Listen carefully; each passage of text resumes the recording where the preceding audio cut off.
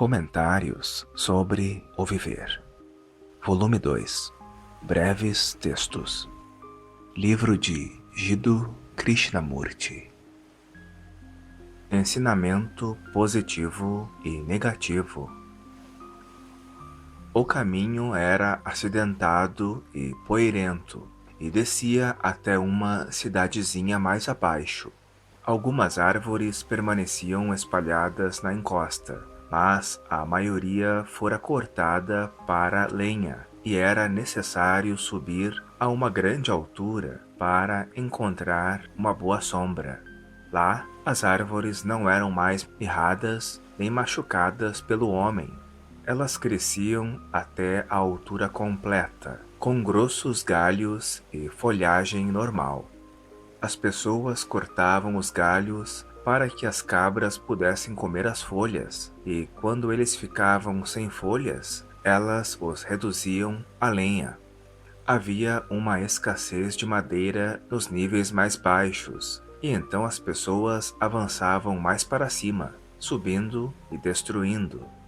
As chuvas já não eram tão abundantes como costumavam ser. A população aumentava e o povo tinha de viver. Havia fome e vivia-se de forma tão indiferente quanto se morria. Não existiam animais selvagens por aqui, e eles talvez tivessem ido mais para cima. Havia alguns pássaros arranhando entre os arbustos, mas mesmo eles pareciam esgotados, com algumas penas quebradas. Um gaio, branco e preto, resmungava roucamente, voando de um ramo para outro em uma árvore solitária. Estava esquentando e estaria bastante quente por volta do meio-dia. Há muitos anos não chovia o suficiente. A terra estava ressecada e rachada. As poucas árvores estavam cobertas por uma poeira marrom e não havia nem mesmo o orvalho da manhã. O sol era implacável, dia após dia, mês após mês, e a estação incerta das chuvas ainda estava muito longe. Algumas cabras subiam o morro, com um menino tomando conta delas. Ele ficou surpreso de mais alguém estar lá, mas não sorriu, e com um olhar sério acompanhou as cabras.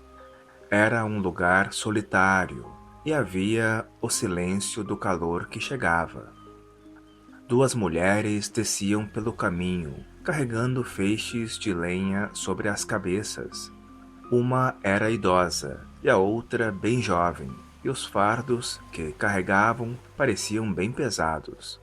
Cada uma delas equilibrava na cabeça, protegido por um rolo de pano, um longo feixe de galhos secos, amarrados por um cipó verde, e mantinha-o no lugar com uma das mãos. Seus corpos balançavam livremente, enquanto desciam o morro com um andar leve e apressado. Elas não tinham nada nos pés, embora o caminho fosse acidentado. Os pés pareciam encontrar seu próprio caminho, pois as mulheres nunca olhavam para baixo. Elas mantinham as cabeças muito eretas, os olhos injetados e distantes. Eram muito magras, as costelas aparecendo, e o cabelo da mais velha estava sujo e embaraçado. O cabelo da moça dava a impressão de ter sido penteado e azeitado recentemente, pois ainda existiam alguns fios limpos e brilhantes, mas ela também estava exausta e apresentava um aspecto de esgotamento. Não faz muito tempo, deve ter cantado e brincado com outras crianças, mas isso tudo acabara. Agora, reunir lenha nesses morros era sua vida, e seria até que morresse, com uma pausa aqui e ali com a chegada de um filho. Todos descemos pelo caminho. A pequena cidade do interior estava a vários quilômetros de distância, e lá elas venderiam seus fardos por uma ninharia. apenas para recomeçar tudo novamente no dia seguinte. Elas estavam conversando, com longos intervalos de silêncio. De repente, a mais jovem disse à mãe que estava com fome, e a mãe respondeu que elas nasciam com fome, viviam com fome e morriam com fome. Era seu destino. Era a afirmação de um fato. Em sua voz não havia acusação, nem raiva, nem esperança. Continuamos a descer aquele caminho pedregoso. Não havia um observador escutando, apiedando-se e andando atrás delas. Ele não era parte delas por amor e piedade. Ele era elas. Ele cessara e elas existiam. Elas não eram as estranhas que ele encontrara no morro. Elas eram ele. Eram dele as mãos que seguravam os feixes, e o suor, a exaustão, o cheiro, a fome, não eram delas para serem compartilhadas e pranteadas. O tempo e o espaço cessaram. Não existiam pensamentos em nossas cabeças, cansadas demais para pensar, e se realmente pensássemos, seria para vender a lenha, comer, descansar e recomeçar. Os pés no caminho pedregoso nunca doíam, nem o sol sobre a cabeça.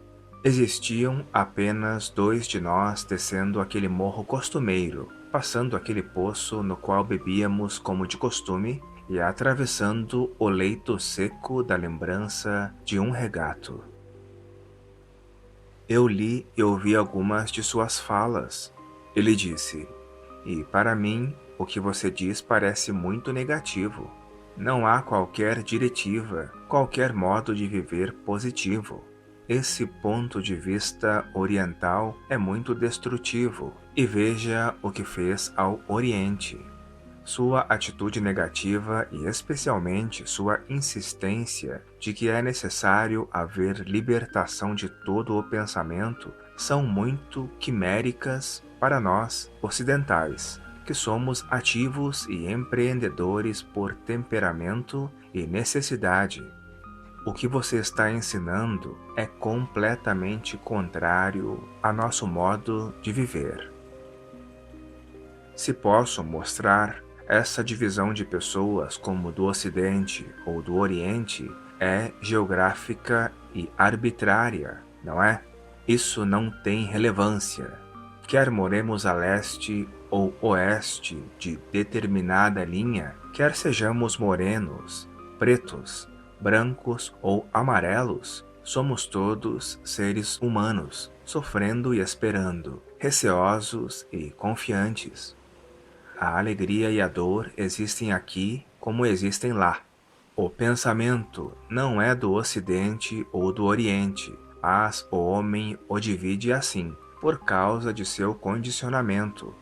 O amor não é geográfico, considerado sagrado em um continente e negado em outro. A divisão dos seres humanos é para fins econômicos e exploradores. Isso não significa que os indivíduos não sejam diferentes em temperamento, etc. Há semelhanças e há diferenças. Tudo isso é bastante óbvio e psicologicamente real, não é? Pode ser para você, mas nossa cultura, nosso modo de viver é inteiramente diferente daquele do Oriente. Nosso conhecimento científico, evoluindo lentamente desde os dias da antiga Grécia, é agora imenso. O Oriente e o Ocidente estão evoluindo ao longo de duas linhas diferentes. Percebendo as diferenças, devemos ainda estar conscientes das semelhanças. As expressões externas podem variar, e realmente o fazem, mas, por trás dessas formas e manifestações externas, os anseios, as compulsões, os desejos e os medos são semelhantes. Não nos deixemos iludir pelas palavras. Tanto aqui quanto lá, o homem quer ter paz e abundância, e encontrar algo mais do que a felicidade material. As civilizações podem variar de acordo com o clima, o meio ambiente, a alimentação e assim por diante, mas a cultura no mundo inteiro é fundamentalmente a mesma: ser compassivo, afastar-se do mal, ser generoso, não ser invejoso, perdoar e assim por diante. Sem essa cultura fundamental, qualquer civilização, quer aqui ou lá, se desintegrará ou será destruída. O conhecimento pode ser adquirido pelos chamados povos atrasados. Eles podem muito em breve aprender o know-how do Ocidente. Eles também podem ser fomentadores de guerras, generais, advogados, policiais, tiranos, com campos de concentração e tudo mais. Mas cultura é uma questão totalmente diferente. O amor de Deus e a liberdade do homem não são tão fáceis de obter, e sem esses, o bem-estar material não significa muito. Você está certo nisso, Senhor, mas gostaria que considerasse o que eu disse sobre seus ensinamentos serem negativos. Eu realmente gostaria de entendê-los, e não me considere rude se dou a impressão de ser um pouco direto em minhas afirmações. O que é negativo e o que é positivo? A maioria de nós está acostumada a que nos digam o que fazer. A transmissão e o cumprimento de ordens são considerados um ensinamento positivo. Ser dirigido parece ser positivo, construtivo e, para aqueles que são condicionados a seguir, a verdade que ser um seguidor é ruim parece negativa, destrutiva. A verdade é a negação do falso, não o oposto do falso. A verdade é inteiramente diferente do positivo e do negativo, e uma mente que pense em termos de opostos jamais poderá estar consciente dela. Temo não entender totalmente tudo isso. Por favor, poderia explicar um pouco mais? Veja, Senhor, estamos acostumados com autoridade e liderança. O anseio de ser guiado surge do desejo de estar seguro, de ser protegido e também do desejo de ser bem-sucedido. Isso é um de nossos mais profundos anseios, não é? Eu acho que sim, mas sem proteção e segurança, o homem... Por favor, vamos nos aprofundar na questão e não tirar conclusões precipitadas. Em nosso anseio para estarmos seguros, não apenas como indivíduos, mas como grupos, nações e raças, não construímos um mundo em que as guerras, dentro e fora de uma sociedade particular, tornaram-se uma importante preocupação? Eu sei, meu filho foi morto em uma guerra do outro lado do oceano. Paz é um estado de espírito. É a libertação de todo o desejo de estar seguro. A mente, coração, que busca segurança, precisa sempre estar à sombra do medo. Nosso desejo não é somente por segurança material, mas muito mais por segurança interior, psicológica. É esse desejo de estar internamente seguro pela virtude, pela crença, por uma nação que cria grupos e ideias limitantes e tão conflitantes. Esse desejo de estar seguro, de alcançar um fim cobiçado, gera a aceitação da orientação de um guia, o seguimento do exemplo, a veneração do sucesso, a autoridade de líderes, salvadores, mestres e gurus, e tudo isso é chamado de ensinamento positivo. Mas é, na verdade, insensatez e imitação. Percebo isso, mas não é possível guiar ou ser guiado sem transformar-se ou ao outro em uma autoridade, um salvador? Estamos tentando entender o anseio de ser guiado, não é? Qual é esse anseio? Não é o resultado do medo? Sendo inseguros, vendo a impermanência de nós mesmos, há o anseio de encontrar algo seguro, permanente, mas esse anseio é o impulso do medo. Em vez de entendermos o que é o medo, fugimos dele, e a própria fuga é medo. Foge-se para o conhecido sendo as crenças, os rituais, o patriotismo, as fórmulas confortadoras dos mestres religiosos, as garantias reconfortantes dos padres e assim por diante. Esses, por sua vez, causam conflito entre os homens. Então o problema é mantido de uma geração a outra. Se alguém fosse resolver o problema, precisaria explorar e entender a raiz disso. Esse suposto ensinamento positivo, ou aquilo que se deve pensar das religiões, incluindo o comunismo, dá continuidade ao medo. Então, o ensinamento positivo é destrutivo. Eu acho que estou começando a ver qual é sua perspectiva e espero que minha percepção esteja correta. Não é uma perspectiva pessoal, pré-concebida. Não há uma perspectiva pessoal para a verdade, como não existe para o descobrimento de fatos científicos. A ideia de que existem caminhos separados para a verdade, de que a verdade tem aspectos diferentes, é irreal.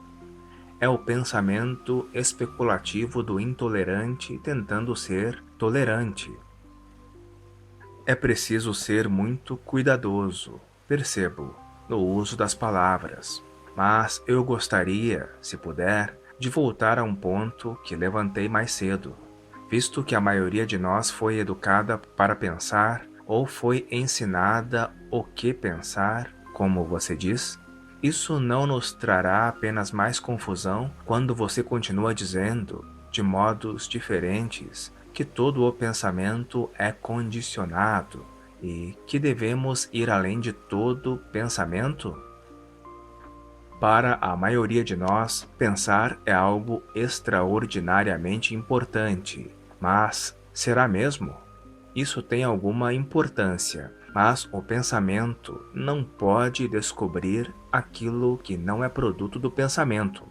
O pensamento resulta do conhecido, portanto, ele não pode sondar o desconhecido, o incognoscível. O pensamento não é desejo por necessidades materiais ou pelo objetivo espiritual mais elevado?